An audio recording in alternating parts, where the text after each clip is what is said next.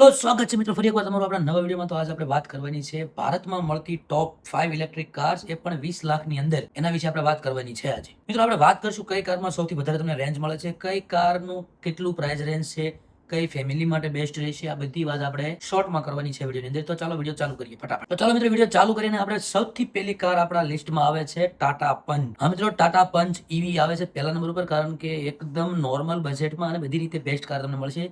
તો આપણે પ્રાઇસની વાત કરીએ તો પ્રાઇસ મિત્રો તમને 10 થી 15 લાખના બજેટમાં એક ઇલેક્ટ્રિક બેસ્ટ કાર મળી જશે. હવે એની રેન્જની વાત કરીએ તો રેન્જ તમને 400 થી 450 કિલોમીટરની કંપનીવાળા ક્લેમ કરે છે. એટલે રિયલ લાઈફમાં તમે ગણી લો કે 350 થી 400 કિલોમીટર તો ગાડી ચાલે છે. અને નાની એવી કોમ્પેક્ટ સાઇઝની એસયુવી, મતલબ મિની એસયુવી ટાઈપની ગાડી છે, તો એક લુકમાં પણ સારો લુક. અને જો તમારે સિટીમાં ચલાવવાની અને ડેલી યુઝ કાર તમે ગોતતા હોય તો એકદમ બેસ્ટ કાર રહી છે મિત્રો, કારણ કે એમાં જો અફોર્ડેબલ છે, મતલબ કે પ્રાઇસ રેન્જ સારી છે, ફીચર્સ પણ સારા એવા બધા મળી જાય છે, અને એક તમે એસયુવી ની ફીલ લેવા માંગતા હોય તો તમે કોમ્પેક્ટ એસયુવી ની ફીલ પણ એમાં મળી જાય છે. તો મિત્રો આપણે બીજા નંબરની ગાડીની વાત કરીએ તો બીજા નંબર ઉપર આવે છે ટાટા નેક્સોન. આ મિત્રો એનાથી એક સ્ટેપ ઊંચું, આગળ આપણે ટાટા પંચની વાત કરીએ એનાથી એક સ્ટેપ ઊંચું, પણ ઓવરઓલ બેસ્ટ ગાડી તમને મળી જાય છે. પ્રાઇસ રેન્જની વાત કરીએ તો 12 લાખથી શરૂ થઈ અને 17.5-18 લાખ સુધી એક શોરૂમ પ્રાઇસ છે. તો તમે ઓન રોડ પ્રાઇસ મતલબ કે 13 લાખથી સમથિંગ ગણી અને 20 લાખ સુધી જઈ શકે છે. એની આપણે રેન્જની વાત કરીએ તો રેન્જ તમને આમાં પણ 450 ની કંપની વાળા ક્લેમ કરે છે. 450 કિલોમીટર કંપની વાળા ક્લેમ કરે છે, તો આપણે એને 400, 350 થી 400 લઈને ચાલવાનું રિયલ લાઈફ રોડ ઉપર આપણે જયારે લઈને નીકળીએ ત્યારે. અને ટાટા નેક્સોન મિત્રો બેસ્ટ ઓફ ઓલ રાઉન્ડ, મતલબ કે ઓલ રાઉન્ડ ઈવી માં ગણો તો ટાટા નેક્સોન અત્યાર સુધીમાં મોસ્ટ સેલિંગ ઈવી કાર છે. એના મેઇન 3 કી પોઈન્ટ આપણે લઈ લઈએ તો કે પહેલું છે એનું સ્ટ્રોંગ પરફોર્મન્સ, મતલબ કે પરફોર્મન્સ ગાડી બહુ સારું એવું આપે છે, કારણ કે નાની એવી ગાડી છે અને કોમ્પેક્ટ સાઇઝ છે, તો સારું એવું પરફોર્મન્સ મળી જાય છે ગાડીમાં. બીજા નંબર ઉપર છે ટાટાની ગાડી છે, તો મિત્રો સેફ્ટીની તો વાત કરવાની આવતી જ નથી, સેફ્ટી તમને એક નંબર મળવાની છે. અને ત્રીજા નંબર જો તમે ફેમિલી યુઝ માટે લેવા માંગતા હોય અને હાઈવે પર ચલાવવા માંગતા હોય તો ટાટા નેક્સોન થોડીક બેટર રહે છે ટાટા પંચ કરતા. તો ત્રીજા નંબર ઉપર મિત્રો આવે છે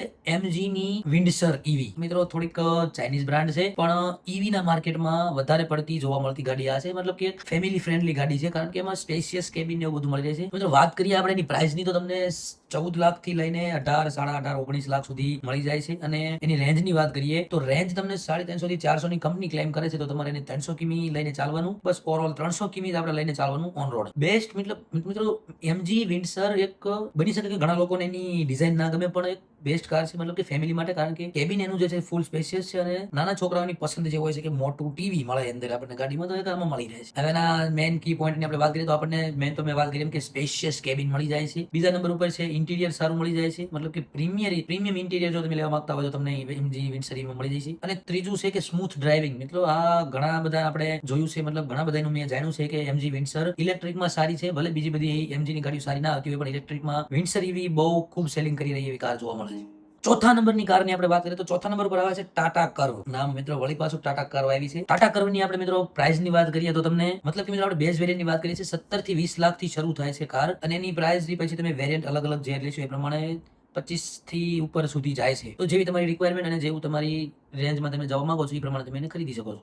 અને આપણે ટાટા કર્વ ઈવીની આપણે રેન્જની વાત કરીએ તો મિત્રો તમને 450 થી લઈને 500 કિમી સુધીની કંપની ક્લેમ કરે છે રેન્જ. કંપની વાળા તો અપ ટુ મતલબ કંપની વાળા તો 500 ઉપર ક્લેમ કરે છે, પણ આપણે રિયલ લાઈફમાં આપણે જે આગળ વાત કરીએ છીએ એ પ્રમાણે 450 થી લઈને 500 ની આપણે ગણતરી રાખવાની ઓન રોડ, કારણ કે અમુક વાતાવરણ ડિપેન્ડ કરતું હોય, કેટલા ગાડીમાં બેઠા છે પ્રમાણે ડિપેન્ડ કરતા હોય, બધું ડિપેન્ડ કરે થોડું. અને મિત્રો હા, એક જો તમે ડિઝાઇનની વાત કરો તો ટાટા કર્વ ઈવી જે છે મિત્રો, એકદમ ડિઝાઇનમાં મતલબ કૂપે ડિઝાઇન આપી છે ને, એક એસયુવી ફીલ ગાડીની છે, તો ટોપ ક્લાસ ડિઝાઇન તમને મળી રહેવાની છે ટાટા કર્વ ઈવીમાં. હવે આપણે 2-3 પોઈન્ટની વાત કરી લઈએ મેઇન. તો પહેલો જ એનો પોઈન્ટ મિત્રો એ છે કે કૂપે ડિઝાઇન મળે છે, એટલે કે આગળથી પણ બોનેટ મળે અને પાછળથી પણ થોડું એવું બોનેટ મળે, અને ગાડી થોડી ઊંચી મળે. સેડાનમાં પણ ના આવે અને એસયુવીમાં પણ ના આવે, એ ટાઈપની કૂપે ડિઝાઇન એને કહેવામાં આવે છે. બીજા નંબરનો એનો મેઇન પોઈન્ટ છે કે લોંગ રેન્જ. તમને બીજી બધી ગાડીઓ કરતા થોડી રેન્જ આ ગાડીમાં સારી મળી જાય છે, મતલબ આપણે જે આ 5 ગાડીઓની વાત કરીએ છીએ એમાં. અને ટાટાની ગાડી છે છતાં પણ પ્રીમિયમ ફીચર્સ જોવા મળે છે ગાડીની અંદર, તો એક સારો પોઈન્ટ. હવે મિત્રો 5મા નંબર ઉપર આવે છે Hyundai Creta ઈવી, અને એની સાથે સાથે છે મહિન્દ્રાની B6. આ બે કાર એક મતલબ કે એક રેન્જમાં મળે છે, તો આપણે બેની સાથે વાત કરી લઈએ બધા પોઈન્ટની. મેઇન જોવા જઈએ તો બધા પોઈન્ટ સિમિલર જ છે.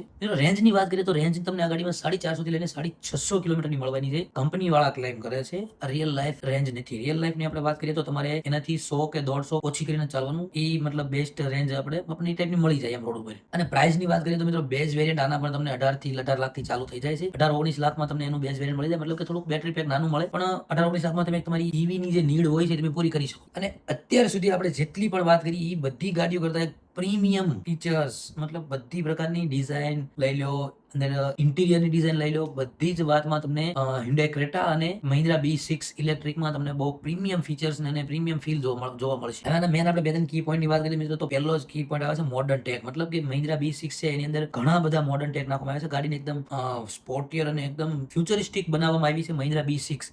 અને સાથે સાથે ઇલેક્ટ્રિક આપણે ક્રેટાની વાત કરીએ તો એમાં પણ એકદમ ફ્યુચર મતલબ મોડર્ન ઇન્ટિરિયર મૂકવામાં આવ્યું છે. અને બે મિત્રો, અને બીજા નંબરની વાત છે તો કે બે એસયુવી ગાડી છે, બે કોમ્પેક્ટ મતલબ બે ફૂલ એસયુવી માં આવે છે. અને ત્રીજો મેન એનો પોઈન્ટ છે ગુડ હાઈવે ક્વોલિટી. મતલબ એસયુવી ગાડી છે અને એના ટાયરની એની સાઇઝ પણ થોડી મોટી હોય, તેના કારણે તમને હાઈવે ઉપર પણ એકદમ સ્મૂથ રાઈડ મળશે.